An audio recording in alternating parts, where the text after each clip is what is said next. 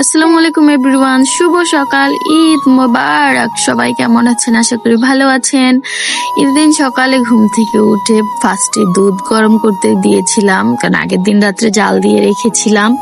আর এখানে ঘরটা সুন্দর করে গুছিয়ে নিয়েছিলাম, আর ওদের কাপড় চোপড় রেডি করে নিয়েছিলাম, কারণ ওরা খুবই দিশেহারা হয়ে গিয়েছিল রেডি করিয়ে দেওয়ার জন্য। তো ওদের রেডি করিয়ে দিলাম। আর এখানে আমি নুডলস রান্না করবো, সবকিছু রেডি করে নিয়েছিলাম। আর এখানে রোস্ট রান্না করবো, সেই জন্য মশলা রেডি করে নিয়েছিলাম।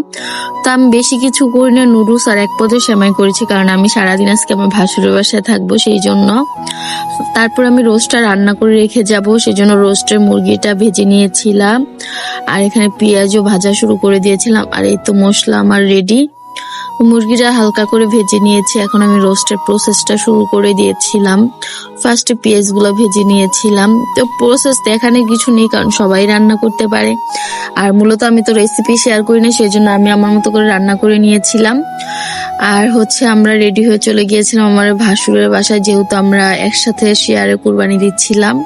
তো এতে আমাদের সবার গরু কুরবানি দেওয়া অলরেডি ফিনিশ, কিন্তু আমাদেরটা লেট হচ্ছে, কারণ আমরা আমার দুলাভাইয়ের জন্য অপেক্ষা করছিলাম। কারণ দুলাভাইকে ছাড়া কুরবানি দেওয়া যাবে না, উনি আরেক জায়গায় কাজে গিয়েছে।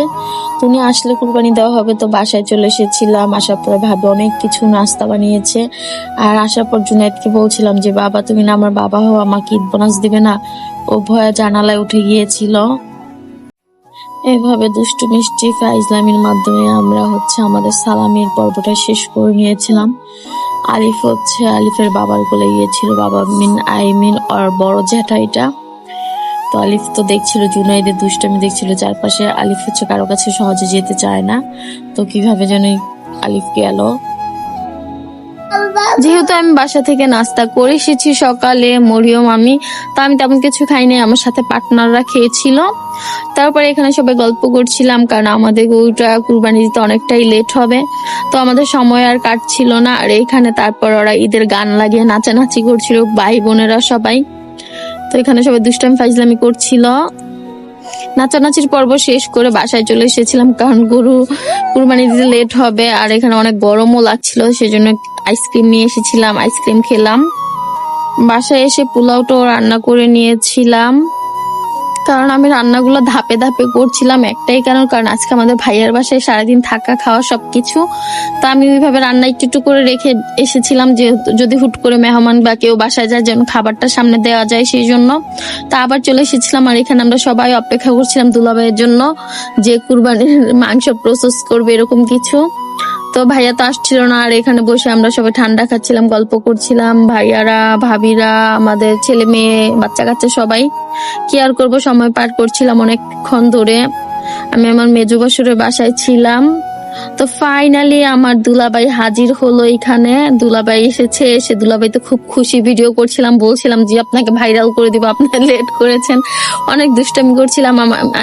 আমার দুলাভাই খুবই ভালো মানুষ, খুবই ফ্রি মাইন্ডের, উনি প্রায় অনেক বছর ধরে এই কাজের সাথে যুক্ত আছে, সেই জন্য ওনার দ্বারাই আমরা চাচ্ছিলাম যে এটা গরুটা কুরবানি দেওয়া হবে হুজুর দ্বারা, কিন্তু উনি যেন কাটার সব প্রসেসিং গুলা করে। তো ফাইনালি চলে এসেছিল ভাইয়া। তো এখানে আমাদের গরুও বাঁধা হচ্ছিল। এই মুহূর্তটা খুবই কষ্টদায়ক জানি, কারণ এতদিন গরুটাকে একটু যত্ন করে আদর করে পেলে কিছুদিন রেখে এটাকে কুরবানি দেওয়া, খুশি মনে উৎসর্গ করতে হয় জানি, কিন্তু তাও মন খারাপের একটা দিক চলেই আসে, এটা মায়া কাজ করে। তো অবশেষে আমাদের গরুটা কুরবানি দেওয়া হয়ে গিয়েছিল। আমি আর ওই ভিডিও ক্লিপটা নিয়ে নাই, কারণ রক্ত দেখানো যাবে না ভিডিওতে। তো আমাদের কুরবানি প্রসেস শেষ করে তো গেটের ভিতরে নিয়ে এসেছিল। আর এখানে সব মাংস প্রসেসিং এ কাজ চলছিল একদিক দিয়ে, আরেক দিক দিয়ে যারা সবচেয়ে আগে, যাদের অধিকার মাংসের মধ্যে, অসহায় মানুষ, তাদেরই দেওয়া হচ্ছিল। তো ফাইনালি আল্লাহর রহমতে আলহামদুলিল্লাহ সুন্দরভাবে সব কাজ সম্পূর্ণ হয়েছে। সবার প্রাপ্যটা বুঝিয়ে দিয়ে পরিবারের সবারটা মাপা হচ্ছিল এখন, আর আত্মীয় স্বজনটাও দেওয়া কমপ্লিট। তো আমি মাংস নিয়ে চলে এসেছিলাম বাসায়। আসার পর রান্না করছিলাম, রান্না করে অল্প করে রেখে দিয়েছিলাম। আর যেহেতু ওই বাসা থেকে খেয়ে এসেছি, আর খাওয়ার ঝামেলাটা ছিল না, তাও রান্না করে রেখে দিলাম, যদি হুট করে কেউ আসে বাসায় তাহলে যেন দেওয়া যায় সামনে, সেই জন্য আমি রান্না করে রেখেছিলাম। আর ওরা যেন কখনো আমার ফোনটা দিয়ে ভিডিও করেছিল। তো সারাটা দিন খুবই ভালো কেটেছে, একটা আনন্দের দিন। তো আজকের মতো এই পর্যন্তই। সবাই ভালো থাকবেন, সুস্থ থাকবেন, আমাদের জন্য দোয়া করবেন। আল্লাহ হাফেজ।